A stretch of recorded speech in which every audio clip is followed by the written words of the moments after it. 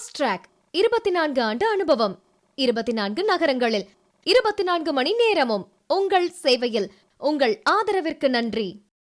ஆபாச வீடியோ சர்ச்சையில் சிக்கிய மதச்சார்பற்ற ஜனதா தள எம்பி பிரஜ்வால் ரேவண்ணா மீது கட்சி மேலிடம் என்ன நடவடிக்கை எடுக்கப் போகிறது என்ற கேள்வி எழுந்திருக்கிறது. இதுகுறித்த கூடுதல் தகவல்களை வழங்க நமது செய்தியாளர் ஜெகநாத் இணைந்திருக்கிறார். ஜெகநாத், கட்சி மேலிடம் என்ன நடவடிக்கை எடுக்கப் போகிறது? கட்சி வட்டாரங்கள் என்ன தகவல்களை தெரிவிக்கின்றன?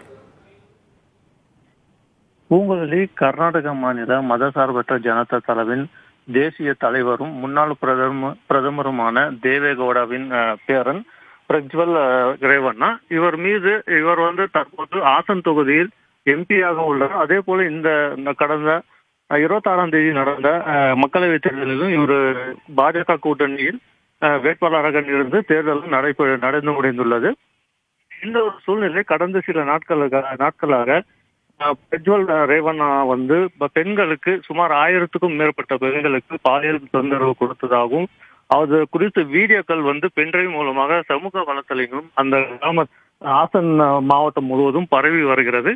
இதையடுத்து கர்நாடக மாநில மகளிர் தலைவி இவர் மீது உரிய நடவடிக்கை எடுக்க வேண்டும் என கர்நாடக அரசுக்கு கடிதம் எழுதியிருந்தனர். அதன் அடிப்படையில் கர்நாடக அரசும் தற்போது சிறப்பு புலனாய்வு குழு அமைக்கப்பட்டு தற்போது விசாரணை துரிதப்பட்டுள்ள நிலையில் நேற்று அவர் வீட்டில் பணிபுரிந்த 47 வயது மதிக்கத்தக்க பெண்மணி சக்லேஷ்புரா காவல் நிலையத்தில் ஒலைநரசிபுரா காவல் நிலையத்தில் புகார் அளித்துள்ளார். இவரும் எனக்கு பாலியல் தொந்தரவு கொடுத்துள்ளார்.